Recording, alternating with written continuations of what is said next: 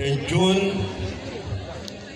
አስተላልፎ ባረካቸው ይላል ኦሪት ዘፍጥረት ምዕራፍ 48 ቁጥር 14 ላይ።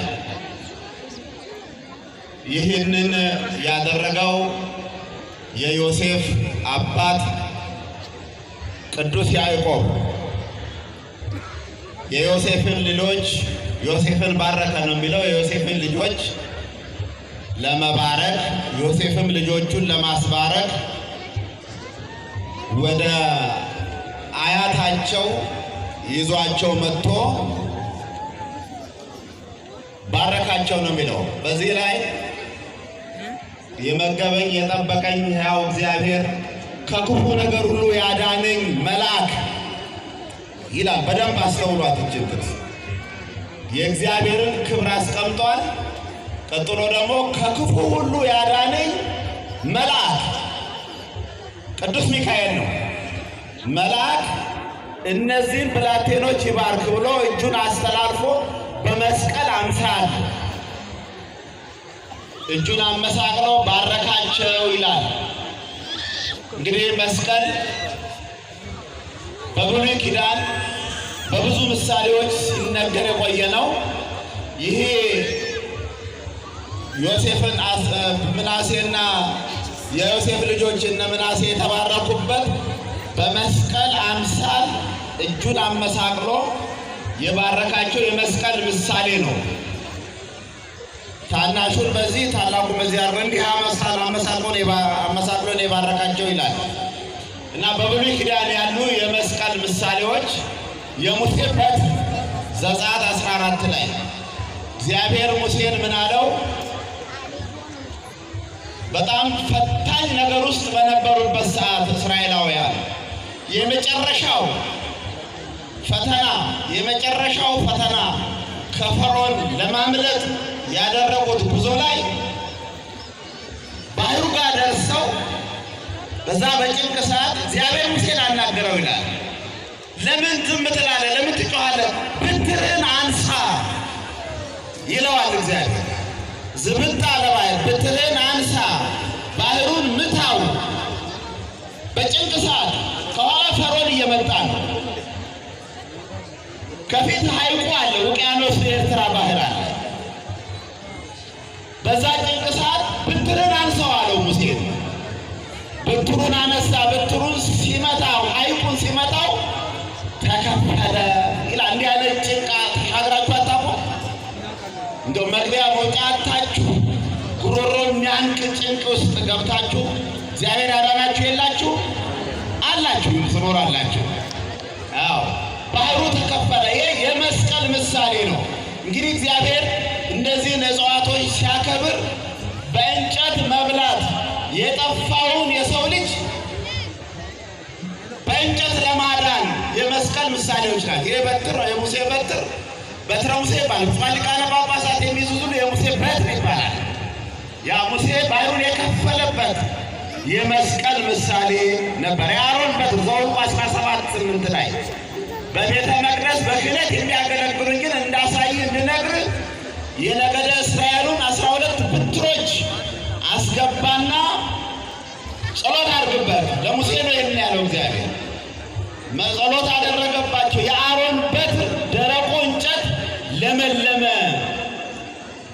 ፍሬ አፈራ ይላል። ይሄ የእመቤታችንም ምሳሌ ነው፣ የመስቀልም ምሳሌ ነው በብሉይ ኪዳን ማለት። በመቀጠል የኤልሳ ቅርፊት ነቢዩ ኤልሳ ተማሪዎቹ ቤት ለማስፋፋት ቤት ለመስራት መጥረቢያ ተዋሱ ይላል። የተዋሱት መጥረቢያ ዮርዳኖስ ሐይቁ አጠገብ ሄደው እንጨት ሲቆርጡ ፋስ መጥረቢያው ወጥቶ ወልቆ ወደ ውሃ ውስጥ ውቅያኖስ ውስጥ ገባ። ተማሪዎቹ አዘኑ። ኤልሳዕ ምን እናድርግ? በተውሶ ያመጣነው መጥረቢያ ወልቆ ውቅያኖስ ውስጥ ገባ። ቤቱ ጋር ነው የገባው አላቸው። በዚህ ጋር ነው የገባው። ቅርፊት እንጨት አመጣና የእንጨት ጠባዩ ምንድን ነው? መሳፈፍ ነው።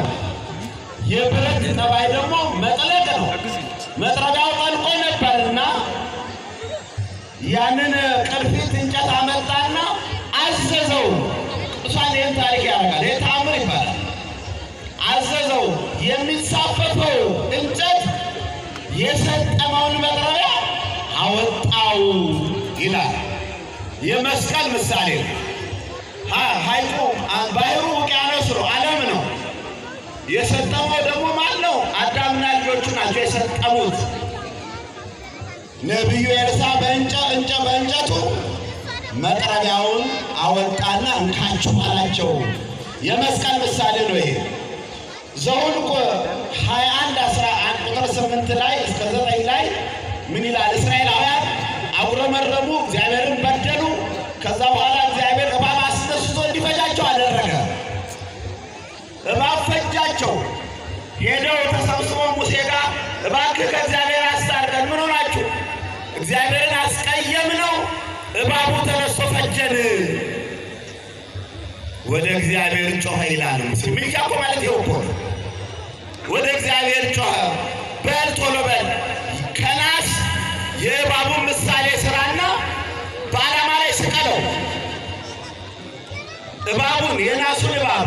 ይሄ የናሱ እባብ ሕይወት ያለው አይደለም፣ ነፍስ ያለው አይደለም፣ የሚናደፍም አይደለም። ምሳሌው የናሱን እባብ ስቀለው፣ እሱን ያዩ እስራኤላውያን ሁሉ ይድናሉ አለ።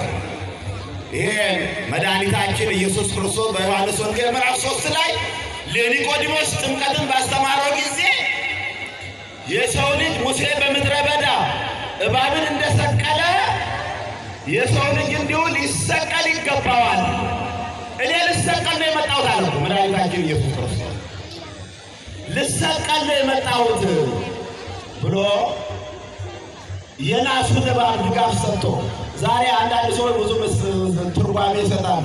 እኔም አለኝ ብዙ ጊዜ አልይዘውም እንጂ ቅዱስ ፓትርያርኩ የሚይዙት አርዌ ብርት አለ። የእባብ ምስል ያለው የናሱ እባብ ምሳሌ በቅዱስ ሲኖዶስ ተወስኖ ብዙኃን ሊቃነ ጳጳሳት በየሀገረ ስብከቶቻቸው ይይዙታል። ታዲያ ያልገባቸው ሰዎች ብላሉ እባቡን ለምንድን ነው የሚይዙት አለ። ሙሴ ነው እኮ የታዘዘው፣ ስራ የተባለው ሙሴ ነው የናሱን እባብ ስራ። ከዛ በኋላ እሱን ያዩ ሰዎች ሁሉ ይድናሉ። የክርስቶስ መስቀል ምሳሌ ሆኖ ክርስቶስ እንደ እባቡ እንደተሰቀለ፣ ሙሴ እባቡን እንደሰቀለ በምድረ በዳ እኔ እንዲሁ እሰቀላለሁ። ይሄ የመስቀል ምሳሌ ይባላል ማለት ነው። ይህን በደንብ እንግዲህ በእንጨት የጠፋ እግዚአብሔር በእንጨት ለማዳን ወደዚህ ዓለም እንደመጣ ይህንን በደንብ እናውቃለን። በብሉይ ኪዳን እንግዲህ ይሄ ምሳሌ ሆኖ በብሉይ ኪዳን በበትር በቅርፊት በአርዌ ብርት ምሳሌ ሆኖ መስቀል ሰዎች ሲያድን በዛን ጊዜ አሁን ዛሬ የምናከብረው መስቀል ደግሞ የወንጀለኞች መቅጫ ነበረ። ሰዎች የሚቀጡበት ሰው የተለያዩ ሀገሮች ዛሬም ቅጣት ይቀጣሉ። በስቅላት የሚቀጡ አሉ። ዛሬ በተለያዩ መልኩ ቅጣት በመሳሪያ የሚቀጡ አሉ።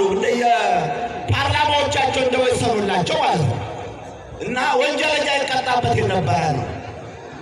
በሰዓቱ ያለው ፖለቲካ ከዛ ተምረው ተመልካቾች የፖለቲካውን መስመር እንዳይነኩ ለመቀጣጫ መስቀል መግደያ ነበር ማለት ነው።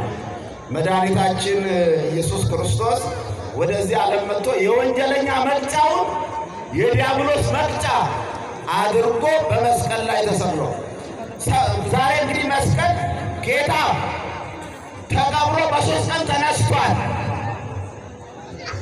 መስቀል ደግሞ ተቀብሮ ዛሬ በ300 ዓመት የተነሳበት ቀን ነው። ዛሬ ጌታ ተቀብሮ በ3 ቀን ተነሳ።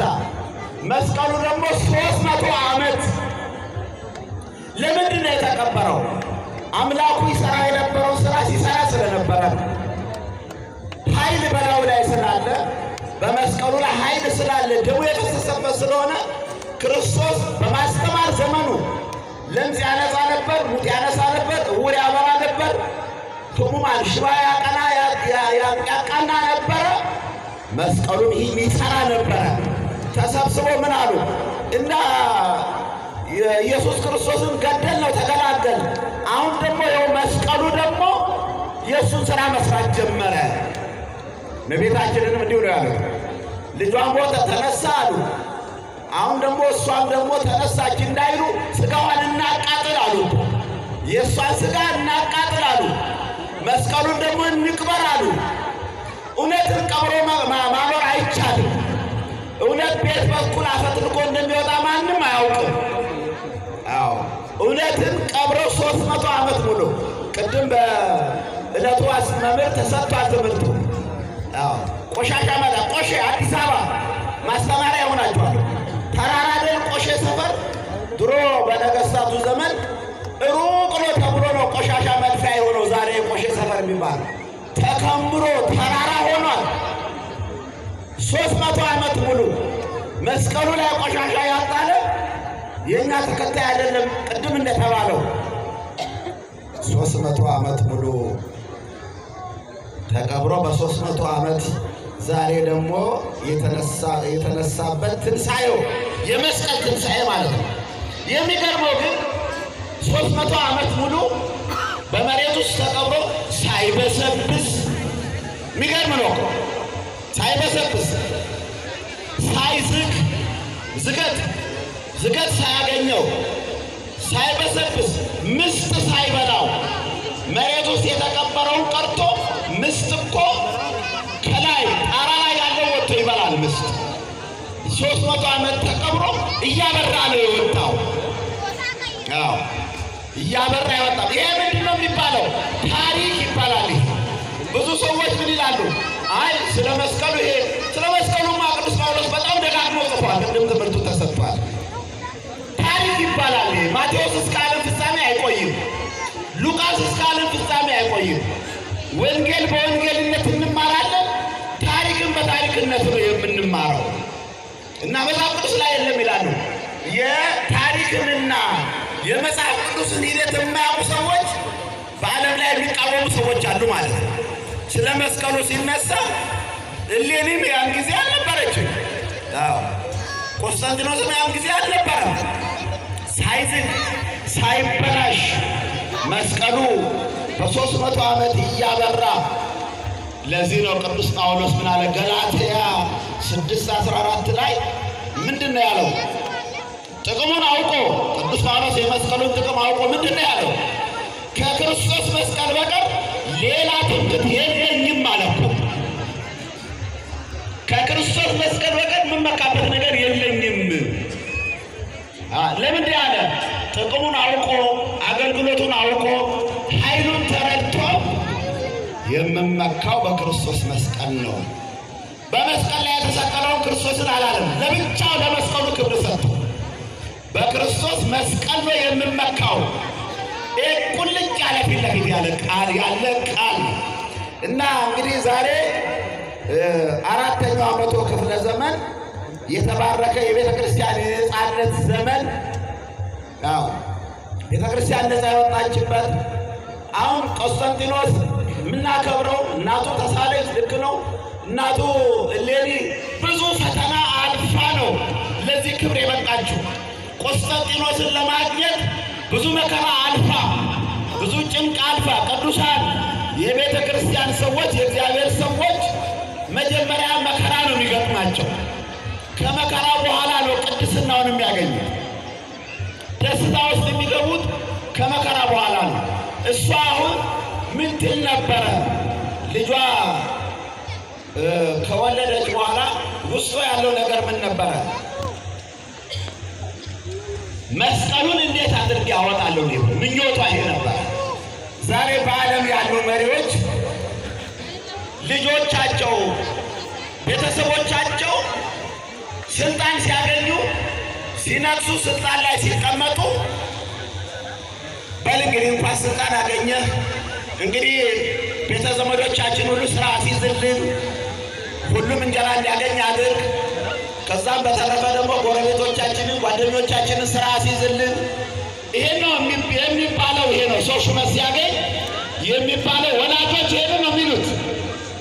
እሌኒ ግን እንዲህ አልነበረም ያለችው። ልጄ ከነገሰ መስቀሉ ከተቀበረበት ፈልጌ መስቀሉን አወጣዋለሁ። ይሄ ነበር ስዕለቷ።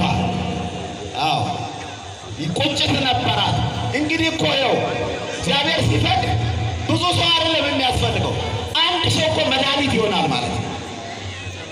በሴት አቅም በእሌኒ አቅም በሴት አቅም ልጇን ሰራዊት ስጠኝ ብላ ታጅባ በጀት አስይዛ መስቀሉን ለማውጣት የተዘጋጀች ትልቅ እናት በጣም የምትከበር በእውነቱ ይህ የሰበሰበች ከእምነት ጋራ አባቶችን በመጠየቅ መልአክ እስኪያናግራት ድረስ ብቃት የነበራት ትልቅ እናት ስለነበረች ዛሬ የሰበሰበችን እኮ ዛሬ እሌኒ ንግሥት ናት። መስቀሉ ብቻ አይደለም ምክንያቷ እሌኒ ንግሥት ናት። እሷ ባትመጣ እሷ መስቀሉን ሌላው ያወጣ ነበር። በእርግጥ ግን እድሉ የተሰጣት እሷ ስለሆነች መስቀሉን ከተቀበረበት ለማውጣት ትልቅ ተአምር እግዚአብሔር በእሌኒ ላይ ነግሶ እግዚአብሔር በእሌኒ ላይ ነግሶ እግዚአብሔር በዕጣኑ ላይ ነግሶ ተአምር የፈጸመበት ዕለት ነው ዛሬ።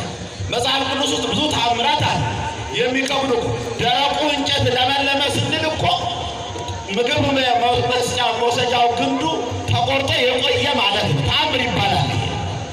ያው እንጨት ቅርፊት ወርዶ ብረት ሲያወጣ ይሄ ተአምር ይባላል። መጽሐፍ ቅዱስ ውስጥ ይሄ ተአምር ነው እና እሌኒ ሰበሰበችን ዛሬ በጽኑ እምነቷ ዕጣኑን ደምራ ዕጣኑን አጢሳ ሰማይ ወጥቶ ጢስም ስራ ይሰራል ማለት ነው። በመጽሐፍ ቅዱስ ውስጥ ጢስ ብዙ የሰራበት ቦታ አለ። እስራኤላውያን ባለቁ ጊዜ ዘኍልቍ 17:16 ላይ በዕጣን ጢስ ነው አሮን ያስተሰረየላቸው። በጢሱ ኃጢአታቸውን እግዚአብሔር እንዲያስተሰርይ ሞት ከመካከላቸው እንዲጠፋ አድርጓል። በማይጠንቱ ማለት ነው እና ሁሉ ለእግዚአብሔር ይታዘዛል። ሰው ብቻ ነው የሚያስቸግረው እኮ። ጢሱ ይታዘዛል፣ ባህሩ ይታዘዛል፣ ደመናው ይታዘዛል። ያው ይእዝዞሙ ለደመናት ያውርዱ ዝናመ ዘይእዝዞሙ ለደመናት ያውርዱ ዝናመ። በትእዛዝ ያዛቸዋል፣ ደመናው ይታዘዛል። ሄደህን ስራ ሲባል ስራ ይሰራል። ሰው ነው የሚያስቸግረው ብዙ ጊዜ። እግዚአብሔር ሰውን በመፍጠሩ ተጸጸተ ተብሏል መጽሐፍ ቅዱስ ውስጥ። እግዚአብሔር ተሳስቻለሁ ሰውን በመፍጠሬ ማለቱ አይደለም፣ የሰውን የክፋት ብዛት የሚያሳይ ነውና እንግዲህ ዛሬ መስቀሉ የት እንዳለ የተጠቆመበት ዕለት ይሄ ትልቅ ዕለት ነው። ደመረ አንድ አደረገ ከሚለው ግስ የወጣ ነው። ይሄ ደመራ የአንድነታችን ምልክት ነው። አሁን ይህን ደመራ እንዲደመር ነው። አንድ ሰው ይህን ገፎ መጣል አይችልም። ደምረነዋል፣ አቋቁመነዋል። እንደዚህ አንድ መሆን አይኖርብናል። አዎ በእምነት በሃይማኖት በተለያየ ነገር መለያየት ሳይሆን አንድ እንድንሆን ያስፈልገናል ማለት ነው። ሰውየው ብዙ ልጆች ነበሩት። አንዳንድ ብትር አምጡ አላቸው። ሁሉም ብትር አመጡ። ስበሩት አላቸው። ሰባበሩ። ያመጡትን ዱላ ብትር ሁሉም ሰባበሩ። አሁን ደግሞ ሌላ ብትር አምጡ አላቸው። ዘንግ ብትር ሰበሰቡና 12 13ቱን ብትር አንድ ላይ ሰሩና በሉ እስቲ አሁን ስበሩት አለ። ያን መስበር አይቻልም። በሉ እንደዚህ አንድ ሁኑ፣ እንዲህ ጠንክሩ ብሎ ልጆችን መከራቸው ይባላልና ይህ አንድነታችን ምልክት ነው። ይህ ቅዱስ መስቀል መመኪያችን ነው፣ ኃይላችን ነው። ከብዙ ሰይጣን የተመሳቀለ መንገድ እንኳን ይሸሻል እንኳን ቅዱስ መስቀልን አይቶ። እንግዲህ ዛሬ እሌኒ ሰበሰበችን። ቆስጠንጢኖስ ለቤተ ክርስቲያን ነፃነት የሰጠበት ዘመን እግዚአብሔር አቋረጠው። ከኔሮን ቄሳር እስከ ዲዮቅልጥያኖስ ያለውን ዘመን አቋርጦ እግዚአብሔር ለክርስቲያኖች ነፃነት የሰጠበት ዘመን ነው። 4ኛው መቶቹ ክፍለ ዘመን እና መክሲሚያኖስን መጀመሪያ ቆስጠንጢኖስ ዝም ብሎ አይደለም የነገሰው። መክሲሚያኖስን አሸንፎ ነው በመስቀል የመስቀሉን ኃይል በደመና ላይ በሰማይ ላይ ታይቶት በዚህ መስቀል ጠላትን ድል ታደርጋለህ ተብሎ ተነግሮት በፈረሱ ላይ በመሳሪያው ላይ በጋሻው ላይ የመስቀል ምልክት አድርጎ ከመክሲሚያኖስ ጋር ተዋግቶ ድል አድርጎ መክሲሚያኖስ የአባቶቹን የነኔሮን ቄሳርን ታሪክ ሊያራምድ ቤተክርስቲያን ሊያጠፋ ክርስቲያኖችን ለመደ የፈቀደው ለቆስጠንጢኖስ ነው። ድል አድርጎት ቤተ ክርስቲያንን ነፃ ያወጣበት ለመስቀሉ ግኝት ምክንያት የሆነ ነውና እጅግ ትልቅ በዓል ነው ያከበርነው። እንግዶቻችን በመካከላችን ተገኝተው ሰምታችኋቸዋል የተናገሩትን። ክቡር መስተዳድሩ የጎደሉ ነገሮችን አብረን ከእናንተ ጋር እናሟላለን አሉ። አመስግኑ እስቲ። ደስ የሚል ቋንቋ እኮ ነው። የጎደላችሁን እናሟላላችኋለን እኮ ነው። እዚህ በዚህ ሰሞን እኮ ኖክ ተፈቅዷል እኮ እዚህ ዮሐንስ ወልደ ነጎድጓድ አይደለም እንዴ? የዮሐንስ ወልደ ነጎድጓድ ቤተክርስቲያን ቦታ በዚህ በዶክተር ደምስ ዘመን ቦታው ተፈቅዷል ነው። ቡራኬ በመሰረት ልናስቀምጥ ነው። ቤተክርስቲያን ልትስፋፋ ነው ማለት ነው። ይሄ ነው እና ክቡር ከንቲባ፣ ክቡር ፕሬዝዳንት ባላችን ላይ ተገኝታችሁ ስላከበራችሁልን ስላደመቃችሁ እናመሰግናለን። ዮ መስቀል ብለናል እኛ። እግዚአብሔር በዓሉን የሰላም በዓል ያደርግልን። እንግዲህ በዓሉ ስታከብሩ የስካር የአብስቶ የመብላት ወንጀል የመስራት በዓል አይደለም። ይሄ በዓል ይህ በመስቀሉ ነፃ የወጣንበት መድኃኒታችን ከተቀበረበት መስቀሉ የወጣበት ቀን ስለሆነ ከሁሉ ጋር አብሮ ተባብሮ ከሌለው ጋር ጠበል ጠዲቅ መቅመስ እንጂ በነገው ዕለት ወንጀል መስራት፣ ክፉ መስራት፣ ሰፈር መበጥበጥ፣ አካባቢ መበጥበጥ ይሄ ሁሉ አይፈቀድምና በዓሉን እግዚአብሔር የሰላም የበረከት በዓል ያድርግልን። ለዚህ ዕለት ለዚህ ዓመት በሰላም በፍቅር ያድርሰን። ልጅ የያዛችሁ ልጆቻችሁን በደንብ ያዙ። ልጅ እንዳይጠፋ፣ ልጅ እንዳይረገጥ፣ ልጅ የያዛችሁ ልጆቻችሁን በአግባቡ እንድትይዙ በእግዚአብሔር ስም እናሳስባለን። ልጅ የያዛችሁ ልጆቻችሁን በአግባቡ እንድትይዙ በእግዚአብሔር ስም እናሳስባለን። ኮሚቴዎች ልጅ የጠፋ አለ፣ ልጅ የጠፋ ስላለ ልጅ አውደ ምሕረት ላይ እንዲታመጡ ያገኛችሁ ከእናንተ ልጅ ልጅ ጠፍቷልና አውደ ምሕረት ላይ ወደዚህ እንድታመጡ። አውደ ምሕረት ላይ ሕፃን ልጅ ጠፍቷል ያለች ነው አንድ እናታችን። እዚሁ አውደ ምሕረት ላይ ልጅ ይዛችሁ እንድታመጡ በእግዚአብሔር ስም እናሳስባለን። አስተባባሪ ኮሚቴዎች ባጅ የያዛችሁ ጃንጥላ ይዛችሁ በመካከል እንድትዞሩ በእግዚአብሔር ስም እናሳስባለን። እግዚአብሔር አምላካችን ለዓመቱ በሰላም ያደርሰን። ለዓመቱ እግዚአብሔር አምላካችን በሰላም ያደርሰን። እንኳን አደረሳችሁ። ባጅ የያዛችሁ ኮሚቴዎች፣ አስተባባሪ ኮሚቴዎች በመካከል ጃንጥላ ይዛችሁ እንድትዞሩ በእግዚአብሔር ስም እናሳስባለን።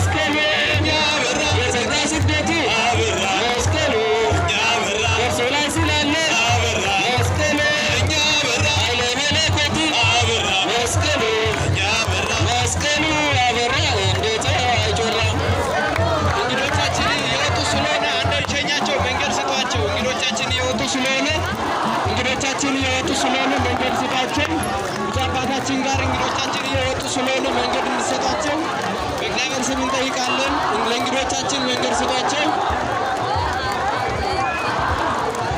ጃንጥላ የሚታዘሩ ሰዎች፣ ጃንጥላ ያዞራችሁና የሚታዘሩ ሰዎች ወደዚህ ወደ አውደ ምሕረቱ ይዛችሁ እንድትመጡ በእግዚአብሔር ስም እናሳስባለን።